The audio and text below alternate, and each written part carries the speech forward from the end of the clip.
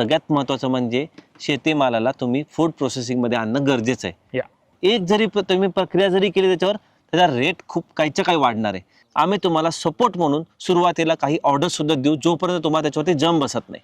एकदा का तुम्हाला त्याच्यावर जम बसला, तुम्ही 1 वर्ष आम्हाला कंटिन्युअसली ऑर्डर्स द्यायला सुरुवात केली, आम्ही तुम्हाला ऑर्डर दिली, तुम्ही आम्हाला माल द्यायला सुरुवात केली, तुम्हाला कळलं की हा बाबा मी करू शकतो, माझ्याकडे तुम्हाला सेट झालं सगळं तुमचं, की मग तुम्ही बाकी ठिकाणी पण ऑर्डर्स घेऊ शकता. तुम्ही बाकीच्या ऑर्डर्स घेऊन त्यांना माल सप्लाय करू शकता.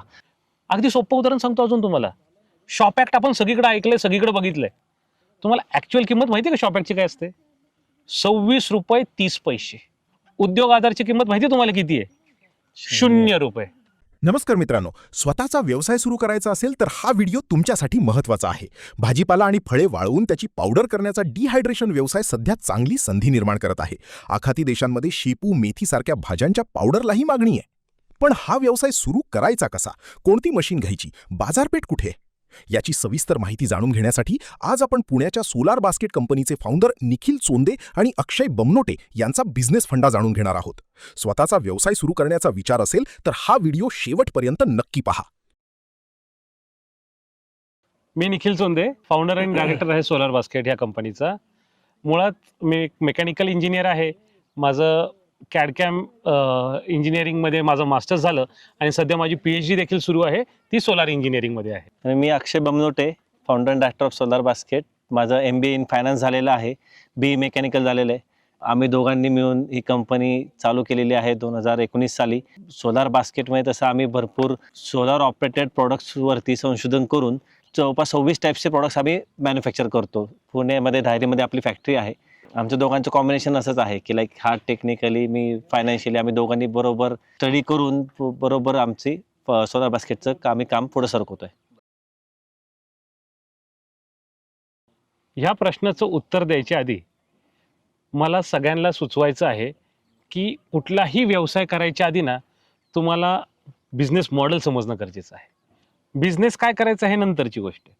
पहिले आपल्याला कुठल्या बिझनेस मॉडेलमध्ये काम करायचं आहे ना हे जाणून घेणं जास्त गरजेचं आहे. आता बिझनेस मॉडेल म्हणजे नक्की काय असतं? तसे 4 प्रकार आहेत. पहिला आहे B2B म्हणजे बिझनेस टू बिझनेस. दुसरा B2C बिझनेस टू कस्टमर. तिसरा आहे D2C डायरेक्ट टू कस्टमर. आणि फोर्थ आहे B2G म्हणजे बिझनेस टू गव्हर्नमेंट. हे पहिले समजून घेणं गरजेचं आहे. आता हे B2B काय असतं, B2C काय असतं, D2C काय असतं आणि B2G काय असतं, हा आमचा MBAचा माणूस जास्त चांगलं सांगू शकतो. तर अक्षय थोडंसं इलॅबोरेट कर की हे येस ॲक्च्युली तर सगळ्यांना डिहायड्रेशनबद्दल थोडीफार इन्फॉर्मेशन किंवा तुम्ही हा व्हिडिओ बघताय तर नक्की सगळ्यात पहिले फायनान्स हा खूप महत्त्वाचा पार्ट आहे बिझनेसमधला कुठलाही. तर आपण जे असं नाही करायचं की खूप मोठे पैसे लोन घ्यायचे, येता गुंतवायचे आणि मग नंतर कसं हे करायचं, असं काही नाही. तर कमी गुंतवणुकीमध्ये पण हा व्यवसाय करता येतो. मोठी गुंतवणूक केली की बिझनेस मोठा होतो. तर छोट्या गुंतवणुकीमधून मोठ्या ह्याच्यात कसं यायचं ते आम्ही सांगतो. तर सगळ्यात पहिल्यांदा जसं सांगितलं की बिझनेस मॉडेल्स.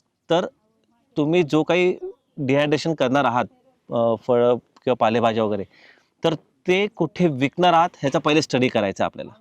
तर हा स्टडी करताना तुम्ही तुमचं टार्गेट कस्टमर कोण हा पहिले बघायचा. टार्गेट कस्टमरमध्ये कसं होतं, B2B जसं आवडतं. B2B म्हणजे काय, तर business to business. Business to business म्हणजे होलसेल रेट. म्हणजे जर समजा माझं एखादा सुहाना मसाले आहे किंवा असे प्रकाश मसाले, असे जे मसाले कंपनीज असतात, तर त्यांना रॉ मटेरियल्स म्हणून तुम्ही डिहायड्रेटेड कोथिंबीर, डिहायड्रेटेड मेथी, कसुरी मेथी हे असं तुम्ही डिहायड्रेट करून देऊ शकता. सो ते काय करणार, ते पुढं त्यांचं पॅकेजिंग करून किंवा बाकीच्या रेसिपीज करून पुढे विकतील. सो हा B2B बिझनेस झाला. सो एखाद्या बिझनेस कस्टमरलाच आपण जेव्हा आपला माल विकतो तेव्हा B2B ह्या बिझनेस मॉडेलमध्ये आपण बसतो. त्याच्यामध्ये काय असतं, तुम्हाला जी ऑर्डरची क्वांटिटी असते ही खूप जास्त असते. काहींची 100 किलो, 200 किलो, 500 किलो, 1 टन अशा मोठ्या प्रमाणामध्ये ते तुम्हाला ऑर्डर्स देतात. पण त्याच जेवढी ऑर्डर जास्त तेवढा तुमचा रेट कमी असतो. म्हणजे होलसेल रेट म्हणतात त्याला. तर तो होलसेल रेट तुम्हाला मिळतो. तर होलसेल रेटमध्ये कसं, आता ऑनियन असेल समजा, तर ऑनियनचा 120 टू 150, 180 पर्यंत रेट व्हॅरी होतो. जर समजा तुम्ही मोरिंगा लिव्स जर घेतला तर मोरिंगा लिव्सचा पण 125 टू 160, 180 पर्यंत व्हॅरी होतो. तर ह्याच्यामध्ये व्हॅरी होतो म्हणजेच काय, तर तुमच्या प्रॉडक्टची क्वालिटी ह्याच्यावरती तो तुमचा रेट व्हॅरी होतो. तर तुम्ही कसं डिहायड्रेट केलं, तर आता डिहायड्रेशनमध्ये भरपूर प्रकार आहेत की लाईक सन ड्राईड आहे, इलेक्ट्रिकली ड्राईड असतात, ते हा सगळे टाईप्स एक्सप्लेन करेलच. तर मग त्यानुसार तुम्ही कुठल्या टाईपने केलं, तुमच्या याच्यामध्ये न्यूट्रिशन्स काय, त्याच्यावरती तुमचे रेट ठरतात. तर B2B रेट हा तुम्हाला कमी रेटमध्ये मॅक्झिमम आउटपुट, मॅक्झिमम तुम्हाला क्वांटिटीची ऑर्डर मिळते. असंच B2C, D2C मध्ये असं असतं की B2C मध्ये समजा तुम्ही तुमच्याकडे 10 किलो 50 किलो आहे मटेरियल आणि तुम्ही ते 100 ग्रॅम 500 ग्रॅम 1 किलोचे पॅकेट केले आणि तुम्ही ते कस्टमरला तुमच्या रिसेलर नेटवर्कनी किंवा एखाद्या किराणा मालाच्या स्टोअरमध्ये दिलेत विकण्यासाठी किंवा एखाद्या तुम्ही ॲमेझॉनवरून सोशल मीडियावरून विकतायत, तर हे B2Cच्या ह्याच्यामध्ये जातात. तर ह्याच्यामध्ये कसं असतं की तुमची ऑर्डरची क्वांटिटी असते ती आता तुम्ही जे मार्केटिंग करता त्याच्यावरती असतं. सोशल मीडियावरती तुम्ही मार्केटिंग असतात, ॲड्स लावतो आपण, त्याच्यावरती ठरलेलं असतं. तर ह्याच्यामध्ये तुम्ही तुमचे मग तुमच्या मार्केटिंगवरती तुमचं ठरतं की तुम्हाला कशी कशी क्वांटिटी लागणार आहे. तर या हिशोबाने तुम्हाला त्याचं काम करावं लागतं. आणि D2C मध्ये तुम्हाला जर तुम्ही तुमच्या डायरेक्ट कस्टमरला विकलं तर म्हणजे तुम्ही तुमच्या ओळखीच्यामध्ये एक्झिबिशन्स थ्रू, वेबसाईट थ्रू तुम्ही असं हे विकू शकता. तर ह्या सिनारिओमध्ये तुमचा D2C हा बिझनेस मॉडेल तयार होतो. आणि ह्याच्यानंतर B2G म्हणजे गव्हर्नमेंट पण आपल्याकडून काही प्रमाणामध्ये प्रॉडक्ट्स विकत घेतात डिहायड्रेटेड. तर मग त्याच्या रिगार्डिंग आपल्या त्या बरोबर व्यक्तीकडे जाऊन टेंडर वगैरे प्रोसेस सगळी करून आपल्याला B2G ह्या गव्हर्नमेंट बिझनेस मॉडेलमध्ये पण आपल्याला हे करता येतात. तो असे 4 प्रकारामध्ये आपल्याला बिझनेस मॉडेल करावे लागतात. ते आपल्याला पहिले त्याच्यावर करायचं काम की बिझनेस चालू करायच्या आधी मला या बिझनेस मॉडेलवर काम करायचं आहे. काही जणांचं असतं की मला फक्त प्रोडक्शन करायचं आहे, मार्केटिंग नाही करायचं. असेही काही असतात. मग त्यांनी त्या दृष्टीने प्लॅन करावा. मग मला माल कोणाला विकायचा आहे, तर मार्केटिंग कंपनीजला, एक्सपोर्टवाल्यांना, अशा ठिकाणी आपल्याला माल विकायचा आहे. तर त्या दृष्टीने त्यांना वर्किंग करावं लागतं. तर त्या स्टडी करून तुम्हाला पहिले बिझनेस मॉडेल ठरवायचं आहे आणि मग पुढे जायचं आहे. परफेक्ट प्रश्न आहे आणि ह्या प्रश्नाचं उत्तर हो सुद्धा आहे आणि नाही सुद्धा आहे. डिपेंड करतं. आता जेव्हा आपण बिझनेस हा शब्द वापरतो ना, म्हणजे आपण व्यावसायिक बनणार आहोत. मग व्यवसायाचा 50% पार्ट असतो प्रोडक्शन आणि 50% पार्ट असतो विक्री. मग जर बिझनेस करायचा आहे तर आपल्याला विक्रीचं पण नियोजन आपल्याला करणं गरजेचं आहे.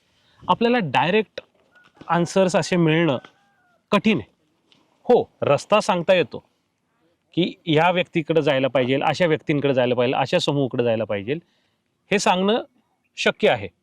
परंतु तुमचा ड्राईड प्रॉडक्ट हा माणूस उचलेल, ह्याच्याकडे जा, ह्या रेटमध्ये घेईल, हे शक्य नाही. कारण खूप विस्तार आहे.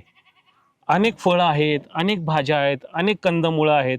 कशाचं रेट आपण असे तोंडपाठ करून बसणार किंवा कुठल्या नेटवर्कमध्ये आपण असं जाऊन बसणार, हे फार कठीण आहे. अवघड म्हणजे फार कठीण आहे. आता बऱ्याच वेळा आपण मराठी माणूस जो आहे तो फर्स्ट जनरेशन अंतरप्रेनर आहे असं म्हणायला हरकत नाही आहे. आता आपल्यामध्ये तो उमंग आहे की येस, आता आपण नोकरी तर करूच शकतो, त्यात काही वाद नाही, पण आपण व्यवसायालाही प्राधान्य द्यायला पाहिजे. ही उमंग आता आपल्या सर्व नवीन तरुण पिढीमध्ये यायला सुरू झालेली आहे. आणि ह्याच्यामध्येच एक ट्विस्ट सांगतो माझ्या ऑब्झर्वेशनचा. आत्तापर्यंत जे काय बिझनेसेस होतात त्यामध्ये मेजरली कंट्रोल जो असतो तो इनपुट रॉ मटेरियलवर असतो. मग तो काही असो, प्लास्टिक असो, लोखंड असो किंवा काही असतो. आणि दुसरा कंट्रोल जो असतो तो म्हणजे एंड प्रॉडक्टवरती असतो, फिनिश प्रॉडक्टवरती. मधल्या प्रोसेसमध्ये कोण कोण इन्व्हॉल्वमेंट हे लिस्ट बॉदर्ड आहेत. सो बिझनेसमध्ये जर एक्सेलन्स मिळवायचं असेल तर तुम्हाला ग्रीप पाहिजे तुमच्या रॉ मटेरियलवर आणि ग्रीप पाहिजे तुमच्या फिनिश प्रॉडक्टवर. त्याला पर्याय नाही. तुम्हाला सक्सेसफुल बिझनेस करायचा आहे हे त्याचं एक सूत्र आहे. आणि डिहायड्रेशन हे परफेक्ट आन्सर आहे परफेक्ट बिझनेससाठी. शेत जमीन आपली आहे, भाजीपाला आपला आहे, डिहायड्रेशन मशीन आपलं आहे. मग ह्या डिहायड्रेशनमध्ये तयार झालेलं प्रॉडक्ट आपलं का नसावं? ते दुसऱ्याने का विकायचं? काय गरज आहे? आपण अशी यंत्रणा उभी करायची जेणेकरून यात एंड प्रॉडक्टचाही आपल्याला पूर्णपूर उपयोग करता येईल. आणि परत मी सांगतो, सक्सेसफुल बिझनेस करण्यासाठी रॉ मटेरियलवरती पण तुमचा होल्ड हवा आणि फिनिश ह्याच्यावरती पण तुमचा होल्ड हवा. आणि हे झालं माझं विस्तारित उत्तर. थेट उत्तर, तुम्हाला हे कुठं विकायचं आहे? जेवढे काय रेडी टू ईट कंपनी आहेत, रेडी टू ईट प्रॉडक्ट्स बनवणारी कंपनी आहे, येस, तुमचे कस्टमर्स आहेत. इंटरनेटवरती जावा, बसा, रेडी टू ईट प्रॉडक्ट्स बनवणारी कंपन्या कुठल्या? हजारोंची यादी येते. रेडी टू कुक हे प्रॉडक्ट्स बनवणारी कंपनी कुठली? हजारोंची ह्याच्यामधली यादी. तुमच्या जिल्ह्यामध्ये, तुमच्या तालुक्यामध्ये ज्या कुठल्या कंपन्या आहेत त्यांना अप्रोच करा. आयुर्वेदिक फार्मा कंपन्या हे तुमचे कस्टमर आहेत. इंटरनेटवरती जावा, हजार काय लाखोंमध्ये तुम्हाला ह्याचा डेटा मिळेल. हे तुमचे कस्टमर्स आहेत. तुम्ही एक्सपोर्टर्स, तुम्ही डायरेक्ट एक्सपोर्ट नाही करू शकत ना, तुम्ही एक्सपोर्टर्सला शोधा. मुंबईमध्ये प्रचंड मोठ्या प्रमाणामध्ये एक्सपोर्टर्स आहेत. तुम्ही त्यांचे नंबर्स हे घ्या, मागून घ्या किंवा इंटरनेटवरती सर्च करा. ते सगळी इन्फॉर्मेशन तुम्हाला ह्याच्यामध्ये अवेलेबल आहे, इंटरनेटवरती अवेलेबल. तो थोडासा रिसर्च करणं गरजेचं आहे, कारण का हा बिझनेस आहे. बिझनेस करायचा आहे तर 50% प्रोडक्शन आहे आणि 50% विक्री आहे. तर विक्रीचा पार्ट आपल्याला कमी पडायचं नाही आहे. व्यवस्थित अभ्यास करायचा आहे की मी हा प्रॉडक्ट बनवणार आहे, B2B मध्ये बनवणार, B2C मध्ये करणार, D2C मध्ये करणार का B2G मध्ये करणार, हे आपण ठरवायचं आणि त्या हिशोबाने त्या चॅनलला थेट अप्रोच करायचं. इतकं सोपं आहे. आणि हो, ह्या सगळ्यांची रिक्वायरमेंट आहे, कारण रॉ मटेरियलवरती ग्रीप आपली आहे, प्रोसेसिंग आपण करतोय, छोटासा पार्ट आहे, तो पण आपण सहजरित्या करू शकतो. आणि काही मग लागलं तर आपण वेगवेगळ्या माध्यमातनं, गुगल म्हणा, मेल म्हणा, लिंक्डइन म्हणा, इंस्टाग्राम म्हणा, ह्या माध्यमातनं नॉलेज शेअरिंग तर करू शकतो. त्याच्यात एक अजून ॲडिशन म्हणून जर समजा B2B बिझनेस करायचा असेल तर असे काही ॲप्स आहेत. इंडिया मार्ट म्हणून आपल्याकडे जो प्लॅटफॉर्म आहे, तर इंडिया मार्ट, ट्रेड इंडिया, अशा प्लॅटफॉर्मवरती पण भरपूर B2B बिझनेस कनेक्ट होतात. सो अशा प्रकारे तुम्ही तिकडे जरी तुमचं स्वतःचं प्रोडक्ट तुम्ही डिस्प्ले केलं तरी तुम्हाला तिकडनं पण ऑर्डर जनरेट होतात. सो अशा भरपूर ठिकाणी तुम्हाला डिस्प्ले करणं गरजेचं आहे की तुमच्याकडे प्रॉडक्ट आहे. जर तुम्ही डिस्प्लेच नाही केला, तुमच्याकडे काही आहे, तर कोणी तुमच्याकडे येणार पण नाही, तुम्हाला कळणार पण नाही. पण तुम्ही जेवढं ओढून सांगाल किंवा मी हे बनवतो, माझ्याकडे आहे, तुम्ही माझ्याकडून विकत घेऊ शकता, तर लोक तुम्हाला अप्रोच करतील. सो आजकालच्या काळामध्ये सोशल मीडिया एवढा स्ट्रॉंग आहे, पॉवरफुल आहे की तुम्ही तुमचा स्वतःचा व्हिडिओ जरी तयार करून पाठवला तरी तुम्ही ह्याला चांगल्या प्रकारे या मार्केटिंग हा जो तुमचा पेन आहे तर तो तुम्ही याच्यावर दूर होऊ शकतो. सर्वात सोपा पार्ट असतो मशीन विक्री करणे आणि प्रोडक्शन करणे. कधी, कुठे आणि कसं, हा भाग असतो अभ्यासाचा. आता जसं आपण आधी पण बोललो की मराठी माणसं जी आहेत हे मोस्ट ऑफ द केसमध्ये फर्स्ट जनरेशन एंटरप्रेनर्स आहेत. द स्टार्टअप फाउंडेशन हे पुस्तक आहे. हे पुस्तक लिहायला आम्हाला 3.5 वर्ष गेली. आणि हे कुठल्या आधारी बनलेलं आहे? त्या सगळ्या चुका, A to Z चुका, आणि A to Z लोकांनी आम्हाला जे फसवलं की असं करायच्या ऐवजी असं, 2 रुपयाची गोष्ट 2,000ला विकली, हे सगळे अनुभव, ह्या सगळ्या अनुभवावरनं काय काय आपल्याला गरजेचं आहे त्याचं सगळ्याचं नमूद या पुस्तकामध्ये आहे. आणि ही काय आमची ऑटोबायोग्राफी काही नाही आहे. ह्याच्यामध्ये एक्झॅक्ट गरजेचा डेटा आहे की B2B म्हणजे काय, B2C म्हणजे काय, हे कुठल्या टाईपची कंपनी ह्याच्यात वाचा. तुमचा व्यवसाय काय, तुमच्याकडे कॅपॅसिटी किती आहे, तुमच्याकडे कॅपिटल किती आहे, कुठल्या टाईपची कंपनी करायची ह्याच्यात लिहिलेलं आहे. GST काय असतो ह्याच्यात लिहिलेलं आहे. तुमचं इन्कम टॅक्स कशा पद्धतीने कट होईल किंवा आखल्या जाईल ह्याच्यात लिहिलेलं आहे. कंपनी म्हटल्यावरती कंप्लायन्सेस काय काय असतात, कुठले कुठले नियम आणि अटी असतात ते ह्याच्यामध्ये लिहिलेले आहेत. परत आपल्याकडे कुठल्या कुठल्या सुविधा आहेत, कुठले कुठले स्कीम्स आहेत गव्हर्नमेंटकडनं ज्याचा आपण उपभोग घेऊ शकतो ह्याच्यामध्ये लिहिलेले आहेत. सो अभ्यास खूप महत्त्वाचा आहे आपल्याला बिझनेस सुरू करण्यासाठी. खूप सोपं आहे मार्केटमध्ये जायचं, मशीन घ्यायचं आणि काय प्रोडक्शन द्यायचं नाही. पण ह्याचं विक्रीचं व्यवस्थापन करण्यासाठी, ह्याचं मार्केट स्टडी करण्यासाठी, ह्याचे कंप्लायन्सेस स्टडी करण्यासाठी काय गरजेचं आहे ते त्याचा अभ्यास होणं गरजेचं आहे. आणि हे सगळ्यांना हा प्रॉब्लेम आहे. असं नाही की हा माझा किंवा अक्षयचा प्रॉब्लेम आहे. ही अडचण आम्हाला 6-7 वर्ष आधी होती. आम्ही खूप चुका केल्या, प्रचंड चुका केल्या आणि आम्हाला खूप लोकांनी फसवलं. म्हणजे साध्यातली साधी गोष्ट म्हणजे एखाद्या चलनची किंमत जर लिटरली 1.5-2 रुपये होती, त्यासाठी मी 8,000 रुपये मोजलेत. Lack of knowledge. आणि हे कळालं 1.5-2 ते करून 2-4 वर्षांनंतर अरे हे तर 150 रुपयाचं किंवा 2 रुपयाचं होतं, 1.5 रुपयाचं होतं. अगदी सोपं उदाहरण सांगतो अजून तुम्हाला. शॉप ॲक्ट आपण सगळीकडे ऐकलंय, सगळीकडे बघितलंय. तुम्हाला ऍक्च्युअल किंमत माहिती आहे का शॉप ॲक्टची काय असते? 26 रुपये 30 पैसे. ऑनलाईन काढता येतं स्वतःला. जसं आपण ईमेलचा फॉर्म भरतो ना तसं आहे. उद्योग आधारची किंमत माहिती आहे तुम्हाला किती आहे? 0 रुपये. जीएसटी सर्टिफिकेट काढायसाठी किती लागते किंमत माहिती आहे तुम्हाला? 0 रुपये. हेच आपलं लॅक ऑफ नॉलेज आहे. आपला अभ्यास नाही आहे याच्यावरती. तर अभ्यास आपल्याला करणं गरजेचं आहे, जेणेकरून आपल्याला ह्या अडचणी येणार नाही आणि कुठे जाऊन तुम्हाला ह्या पुस्तकाची थोडीशी मदत होऊ शकेल. म्हणजे ह्याच्यामध्ये ती थेट उत्तर आहे, ज्याचं तुम्हाला अपेक्षा आहे ह्यात ती थेट उत्तर आहेत की काय असतं आणि कसं करायचं. जर समजा तुमचं काही शिक्षण झालेलं नाही आहे, तुम्हाला लिहिता वाचता येत नाही आहे, पण तुमच्याकडे पैसा आहे, किंवा तुम्हाला काहीतरी बिझनेस सुरू करायची इच्छा आहे, जे काही तुमच्या मनामध्ये असेल, तुम्हाला काही सुचत पण नसेल, पण तुम्हाला करायचं असेल चालू डिहायड्रेशन बिझनेस, तर तुम्ही आम्हाला भेटा. पुण्यामध्ये आपली फॅक्टरी आहे धारीमध्ये.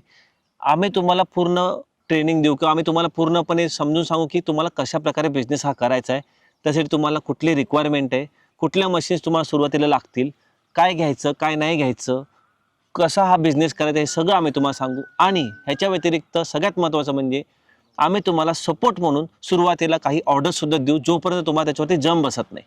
एकदा का तुम्हाला त्याच्यावर जम बसला, तुम्ही 1 वर्ष आम्हाला कंटिन्युअसली ऑर्डर्स द्यायला सुरुवात केली, आम्ही तुम्हाला ऑर्डर दिली, तुम्ही आम्हाला माल द्यायला सुरुवात केली, तुम्हाला कळलं की हा बाबा मी करू शकतो, माझ्याकडे तुम्हाला सेट झालं सगळं तुमचं, की मग तुम्ही बाकी ठिकाणी पण ऑर्डर्स घेऊ शकता. तुम्ही बाकीच्या ऑर्डर्स घेऊन त्यांना माल सप्लाय करू शकता.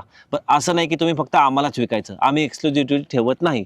तुम्हाला कुठेही रेट चांगला मिळाला तुम्ही तिकडे विका.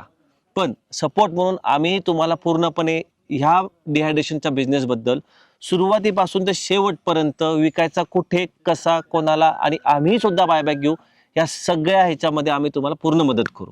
100%.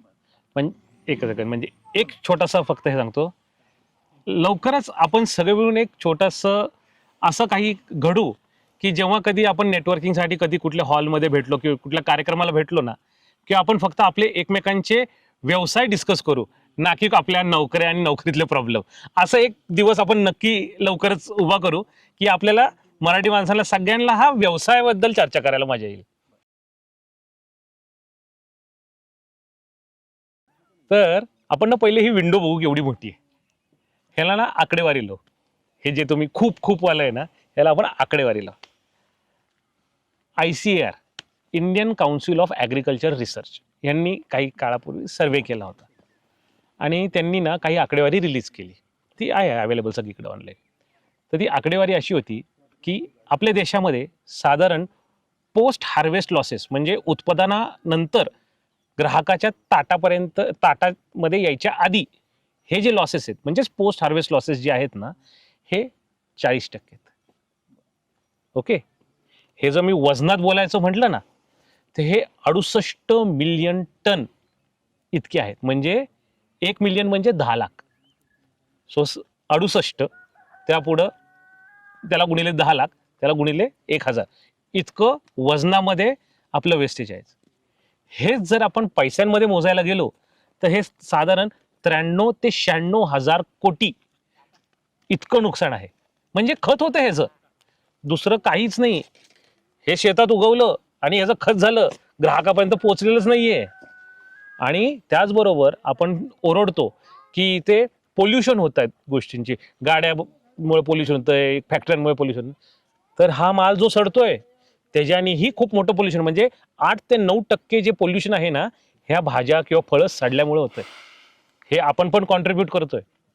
तर इतकी मोठी विंडो आहे ही. मग आता मला सांगा की का नाही आपण ह्या गोष्टीचा फायदा उचलायचा? ज्या गोष्टी वेस्ट होत आहेत, रेट कमी मिळतोय, टाकून दिले आपण रस्त्यावरती. ड्राय करा, त्यांना शेल्फ लाईफ 9 महिने 12 महिने अशी मिळते, आपण यूज करू. कारण का रेडी टू इट कंपन्यांना पाहिजेलच आहेत ना, हे रेडी टू कुक कंपन्यांना पाहिजेलच आहे. म्हणून ताज्या मालाला जो एक ग्लास सुंदर परफेक्टवाला जो पीस असतो त्याला मार्केटमध्ये जाऊ द्या, आहे तशामध्ये कॅश क्रॉप फॉर्ममध्ये जसं आजपर्यंत चालू आहे चालू द्या. आमचं म्हणणं आहे 20% माल जो आहे ना तो तुम्ही डिहायड्रेट करा. जेव्हा सीझन असतो, सरप्लस प्रोडक्शन होतं, खूप अतिरिक्त उत्पादन होतं, तेव्हा रेट मिळणारच नाहीये. नियम आहे तो जगाचा, की जेव्हा कधी कुठली गोष्ट खूप जास्त उपलब्ध आहे तेव्हा त्याला रेट मिळणार नाही. त्याचा रेट तेव्हा मिळणार आहे जेव्हा त्याची उपलब्धता कमी होणार आहे, त्याची अवेबिलिटी कमी होणार आहे. सो आज जेव्हा म्हणजे रिसेंट काळामध्ये कांद्याचं उत्पादन जास्त झालं, वॉर आणि ह्या काळामुळे एक्सपोर्ट बंद झाला, तेव्हा मार्केटमध्ये खूप अवेलेबल झाला. 50 रुपये किलो कसं शक्य करणं काम? काहीच नाही होऊ शकत ना. हाच कांदा जेव्हा आम्ही आमच्या बायर्सला म्हणजे ड्रायरच्या बायर्सला सांगितलं की तुम्ही हा ड्राय करा, तेव्हा 60 रुपये 80 रुपये केजी आमचे स्वतःचा बायबॅक होता. म्हणून आपल्याला हा डिहायड्रेट करायचा आहे. पहिली गोष्ट गरज आहे मार्केटमध्ये, दुसरी गोष्ट चांगल्या क्वालिटीची अवेलेबिलिटी नाही आहे, आणि तिसरं इतकं नुकसान होतं आहे. किती कष्टाने हे उगवलं जातं आणि काय त्याचं खत करून टाकायचं आणि त्याचा पैसा कोणालाच नाही मिळणार आहे, नुकसानच आहे. म्हणून आपल्याला हे तयार करणं गरजेचं आहे, कारण ह्याचं मार्केट अवेलेबल आहे. आत्ताच्या घडीला देखील फक्त डोमेस्टिक मार्केट जर आपण पकडलं, साधारण 1 लाख ते 1.5 लाख कोटी हे ड्राईड आयटम्सचं मार्केट आहे. आपल्याला फक्त त्याचा भाग व्हायचा आहे. काही रॉकेट सायन्स नाही आहे. एक सायंटिफिक मेथडनी डिहायड्रेशन करायचं आहे. सेंचुरीज, हजारो वर्षांपासून आपण करतोय. फक्त ते मर्यादित होतं आपल्या घरापुरतं, आता हे जगासाठी करतोय आपण. सगळ्यात महत्त्वाचं म्हणजे एक 2 वर्षापूर्वी छत्रपती संभाजीनगर येथे एक मॅडम होत्या. त्यांनी आपल्याकडून एक छोटंसं 10 किलोचा ड्रायर घेतला होता. असंच त्या शिक्षिका आहेत आणि शिकवतेशिवाय त्यांना एक स्वतःचा साईड बिझनेस पण चालू करायचा होता. पण त्यांचं मसाले ते खूप छान करतात ते हे तयार. तर म्हणून त्यांनी आधी ओपनली वाळवायच्या, मग आपलं ड्रायर व्हिडिओ वगैरे बघितला, मग त्यांनी आपल्याकडून 10 किलोचा ड्रायर घेतला. ड्रायर घेतल्यानंतर त्यांनी त्याच्यामधून जेव्हा ड्राइंग करायला चालू केलं, त्यांनी स्वतःचे मसाले चालू केले. काव्या मसाले म्हणून त्यांचं ब्रँड नेम आहे. जसं मी मगाशी म्हटलं, B2C करायचं, D2C करायचं, B2B करायचं. त्यांचं ठरलं होतं की मी माझ्याकडे छोटीच क्वांटिटी तयार होणार आहे, तर मी B2C D2Cच करणार. मग त्यांनी हळूहळू त्यांचे स्वतःचे छान पॅकेट तयार केले आणि ते पॅकेट जवळपासच्या किराणा मालाच्या दुकानात द्यायला चालू केले आणि स्वतःही विकायला सुरुवात केली. सो त्यांचा छान एक ब्रँड तयार झाला आणि त्यांना परत रिपीट ऑर्डर्स यायला सुरुवात झाली आणि तो बिझनेस आता चांगल्या पद्धतीने त्यांचा चालू आहे. 2 वर्ष झाली. असंच एक उदाहरण द्यायचं तर नाशिकला एक मॅडम आहे, त्यांनी आता आपल्याकडून 400 किलोचा ड्रायर घेतला आहे आणि मग तिकडे त्यांच्याकडे अवेलेबिलिटी भरपूर आहे. जसं आपलं ओनियन आहे किंवा त्यांनी द्राक्षाचं पण त्यांच्याकडे अवेलेबिलिटी जास्त आहे. सो असं त्यांचं डिहायड्रेशन चालू आहे. त्यांनी पण छान स्वतःचं मार्केट तिकडे ओपन केलेलं आहे. तर त्याच्यानंतर आता हे जे आपण बघतोय पाठीमागे प्लांट टाकले, तर ह्याची एक गोष्ट अशी आहे की हा प्लांट ॲक्च्युली 2 वर्षापूर्वी चालू झाला होता. त्यांनी 50 किलोचे फक्त 5 ड्रायर घेतले आणि चालू केलं तिकडे. तर चालू केल्यानंतर त्यांना लक्षात आलं की मग त्यांनी सॅम्पल्स तयार केले, ओनियन घेतला, रोज पेटल्स घेतले, शेपू घेतलं, असं त्यांनी डिहायड्रेट केले आणि मार्केटमध्ये काही कस्टमर्सला दिले, बाबा आमच्याकडे आहे, आम्ही हे तयार करतो, तुम्हाला पाहिजे का? असं काय त्यांना थोडी डोमेस्टिक ऑर्डर्स आल्या, त्यांनी डोमेस्टिक ऑर्डर्स तयार करून त्यांना दिले. पण ह्याच्यानंतर त्यांनी काही एक्सपोर्ट्सला पण आपले काही सॅम्पल्स पाठवले नेदरलँडला वगैरे आणि दुबईमध्ये. तर त्यांना एवढा चांगला रिस्पॉन्स आला की त्यांनी टनांमध्ये ऑर्डर्स द्यायला त्यांना हे केलं. पण मग यांची कॅपॅसिटी या 50 किलोच्या ह्याच्यावरून येणार नव्हती, टनांमध्ये उत्पादन होणार नव्हतं. कारण समजा 50 किलोमधून समजा आउटपुट घेऊन 5 किलो जरी आउटपुट पकडलं दिवसाचं, तरी तुम्हाला 30 दिवस जरी बॅच चालल्या तरी 30 × 5 150 किलो तुम्हाला मिळणार आहे एका महिन्यामध्ये. सो ह्याच्यातून काही त्यांचं उत्पादन एवढं होणार नव्हतं. आणि जेव्हा एक्सपोर्टच्या ऑर्डर असतात तेव्हा तुम्हाला फक्त 8 ते 10 दिवस, मॅक्झिमम कंपनी 15 दिवस मिळतील, ह्याच्यापेक्षा जास्त मिळणार नाहीत. मग त्यांनी अभ्यास केला, सबसिडीजचा अभ्यास केला, कुठून या डिहायड्रेशन प्लांटला आपल्याला चांगली सबसिडी मिळेल. मग त्यांनी एका सबसिडीच्या ह्याच्यामधून हा प्लांट आता 50 टनापर्यंत पुढे सरकवण्याचं प्लॅनिंग केलेलं आहे. आणि त्याच्यानंतरच आज हा आपण 500 किलोचा मार्तंड इथे इन्स्टॉल केलेला आहे. तर ह्याच्यामधून काय शिकायला मिळतं की मार्केटमध्ये डिमांड आहे का? हो. त्यांनी अभ्यास केल्यामुळे त्यांना लक्षात आलं की अरे डिमांड खूप मोठी, पण मी सप्लाय करू शकत नाही. म्हणून त्यांनी स्वतःची कॅपॅसिटी वाढवायला आता चालू केलेलं आहे. आता हे कॅपॅसिटी वाढून मार्केटमध्ये आता ह्यांचं प्लॅनिंग की फुलफेज एक्सपोर्टर्स बघणार आहेत ते. सो एक्सपोर्टला इकडनंच ते कंटेनर भरून पाठवणार आहेत. म्हणजेच काय, त्यातून शिकायला असं मिळतं की एकतर सुरुवात छोट्यापासूनच केली, मार्केटमध्ये विकलं, डोमेस्टिकली विकलं, जसं ह्यांनी सांगितलं एक्सपोर्ट मुंबईमध्ये भरपूर एक्सपोर्ट करतात त्यांना विकलं. त्याच्यानंतर त्यांच्याकडून ऑर्डर्स अशा जनरेट झाल्या की त्यांना स्वतःची कॅपॅसिटी वाढवावी लागली. मग त्यासाठी त्यांनी आपल्या भारत सरकारच्या किंवा महाराष्ट्र शासनाच्या ज्या सबसिडीच्या योजना आहेत त्याच्यामधून आपला या प्लॅनसाठी सबसिडी घेऊन त्यांनी पुढं मोठ्या प्रमाणामध्ये करायचं प्लॅनिंग केलं. सो अशा भरपूर सक्सेस स्टोरीज आपल्या याच्यातून तयार होत आहेत. आता आपण फक्त महाराष्ट्रात नाही विकलेलं आहे, आपण बिहारमध्ये, आसाममध्ये असं जवळपास 14 स्टेट्समध्ये 14 स्टेट्समध्ये आपण आत्ता हे ड्रायर्स विकलेले आहेत. आणि त्यांनी त्यांच्या लेवलला छान त्यांनी स्वतःचा बिझनेस सुरू केलेला आहे. 2020 सालापासून आम्ही जे विकतोय, आजही 2020 साली ज्यांनी ड्रायर विकलेत ते आजही त्यांचे चालू आहेत आणि ते आजही त्याच्यावरती डिहायड्रेशन करून मार्केटमध्ये माल विकतायत. सगळे आता जे काही मार्केटमध्ये मिळतात वेफर्स किंवा कुठलेही पदार्थ हे फ्लेवर्ड असतात. कोणाला पुदिन्याचा फ्लेवर आहे, कोणाला क्रीम अँड ऑनियनचा फ्लेवर आहे, तर कोणाला टोमॅटोचा फ्लेवर आहे आणि ते लिस्ट इज बिग. परत आता आपल्याला सूप प्यायला हॉटेलमध्ये लगेच जायची गरज आहे का? ब्लिंकिट केलं किंवा असं काहीतरी एक ई कॉमर्सचा वापर केला, क्विक कॉमर्सचा, घरात रेडीमेड सूपचं पाकिट येतं. पहिले नूडल्स खायचं असेल तर कुठेतरी जावा हॉटेलमध्ये, स्पॉट होता, मग तिकडंच मिळायचं. नाही, आता रेडीमेड आपल्या घरात येतात ह्या गोष्टी. म्हणजेच काय, ready to cook, ready to eat ही इंडस्ट्री वाढली आणि हे जेन्झीजला सगळ्यांना माहिती आहे आणि ते स्वतःच प्रमोट करतात ह्या गोष्टीला. कारण का लाईफ तेवढं सोपं नाही राहिलेलं. आधी एक हाऊसवाईफ नावाची व्यक्ती होती जी घर सांभाळायची. आता महागाई अशी आहे की हाऊसवाईफ अफोर्ड नाही होऊ शकत, म्हणून घरचा पुरुषही काम करतो, घरची स्त्रीही काम करते आणि कुठे ना कुठेतरी रेडी टू ईट आणि रेडी टू कुक प्रॉडक्ट्स जे आहेत हे आपल्या दररोजच्या लाईफचा पार्ट झालेले आहेत. म्हणून हे मार्केट खूप मोठं आहे आणि हे जातं कुठे? आपल्याकडेच. डोमेस्टिक मार्केटच खूप मोठे आहे. सगळ्या Tier 1 सिटीज, सगळ्या Tier 2 सिटीज आणि सगळे गाव लेवलचे ग्रामीण भाग जरी पकडले तरी सगळीकडे हे पोचलेले आहेत. सो हे सगळे आपले मार्केट आहेत. हे मार्केट आहेत म्हणजे हे प्रॉडक्ट बनवणाऱ्या कंपन्या आपल्या मार्केट आहेत, जे आपले स्वदेशीच आहेत. दुसरं, ओव्हरसीज. आता मिडल ईस्ट जर आपण पकडलं तर तिकडे वाळवंट आहे, काही उगत नाही तिकडे, आणि जे काय उगतं फार लिमिटेड प्रमाणामध्ये असतं, जे लोकली कन्झ्युम होतं. आता तिकडं खूप मोठ्या प्रमाणामध्ये आपण इंडियन्स जातो, फिरायसाठी नाही तर नोकरीसाठी. आता इंडियन्स असे आहेत की त्यांना जगात कुठेही जावं त्यांना इंडियन फूडच पाहिजे. इकडनं मी ताज्या गोष्टी तर नेऊ शकत नाही, न्यायचं तर फार मर्यादा आहे माझी, एअरपोर्टवरती जप्त होणार आहे ते. सो हे जे मायग्रेशन आहे इकडून मिडल ईस्ट किंवा कुठल्या इतर देशांमध्ये जाण्याचं, हे खूप वाढलं आहे आपल्या देशामध्ये. तर हे पण आपले ग्राहक आहेत, हे खूप वेगळं मोठं मार्केट आहे. अजून जर आपण युरोप आणि अमेरिकेचा वरचा भाग जर बघितला तर तिकडे प्रचंड बर्फ असतो, तिकडे काही उत्पादन होत नाही. 6-6, 8-8 महिने तिकडे अंधार आणि बर्फच असतो. सो तिकडेही ह्या सगळ्या माणसांना गोष्टी पोचवायच्या असतात. परत स्टुडंट्स, आपण पूर्ण जगाला ह्युमन रिसोर्स पुरवतो, आपण सप्लायर आहोत जगातले सर्वात मोठे ह्युमन रिसोर्सचे. जगातले टॉप CEOज आणि व्यावसायिक जर बघितले ते इंडियन्स आहेत, पण त्याचबरोबर जर ग्राउंड लेवललाही बघायला गेलो तरी इंडियन्सच आहेत. आणि स्टुडंट्स त्यातल्या त्यात हा एक मोठा कॅटेगरी आहे. सो आपण एक खूप मोठे ह्युमन रिसोर्स असल्यामुळे, ह्युमन रिसोर्स सप्लायर असल्यामुळे आपलं कल्चर सगळीकडे जात आहे आणि हे ताज्या फॉर्ममध्ये नेणं थोडं अवघड आहे, भाजी आणि फळं.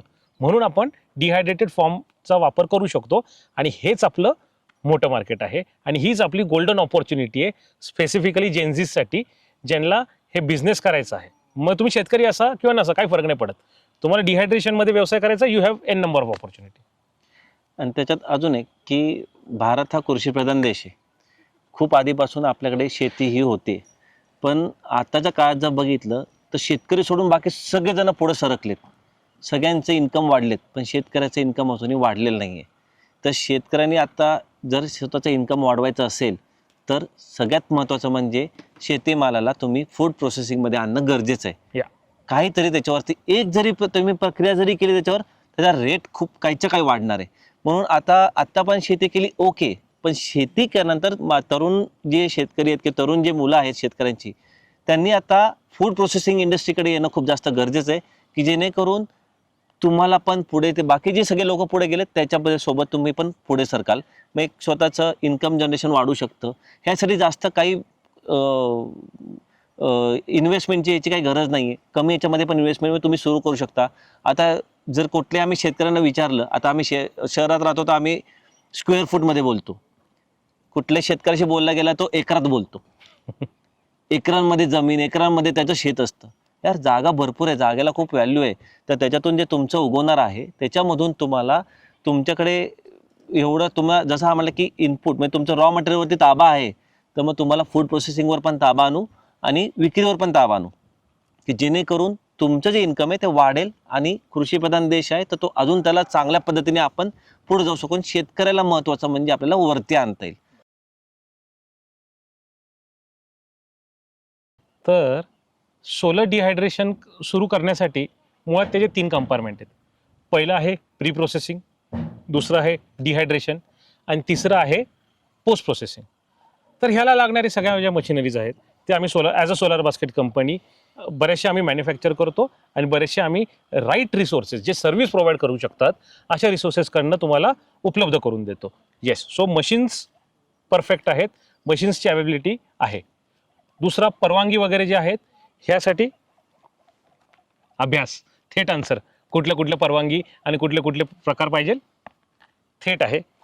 आणि ह्याच्या व्यतिरिक्त सुद्धा तुम्ही जर गुगलवरती गेलात किंवा इंटरनेटवरती कुठल्याही सर्व्हर ब्राउझरवरती गेलात आणि कंप्लायन्सेस फॉर फूड किंवा फसईचे नियम किंवा फूड अँड ड्रग्ज असोसिएशनचे नियमांचा जर थोडासा आढावा घेतला, त्यांचे PDF फ्रीमध्ये अवेलेबल आहेत, त्याचा जर थोडासा अभ्यास केला तुम्ही तर तुम्हाला ह्या सगळ्या गोष्टी अगदी ट्रान्सपरंटरित्या समजून जातील.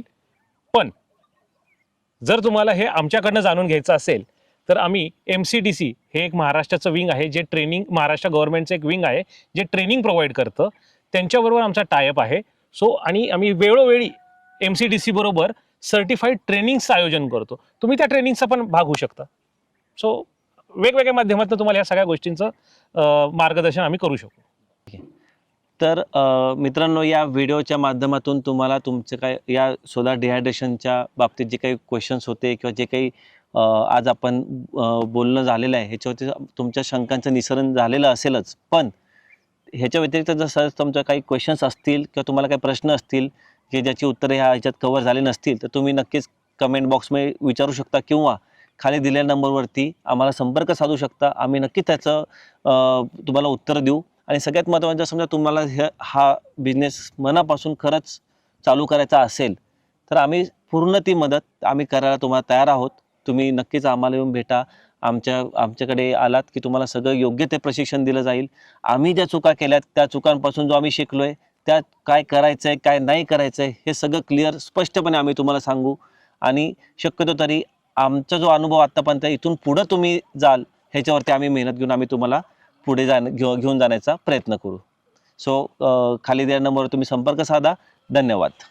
नमस्ते.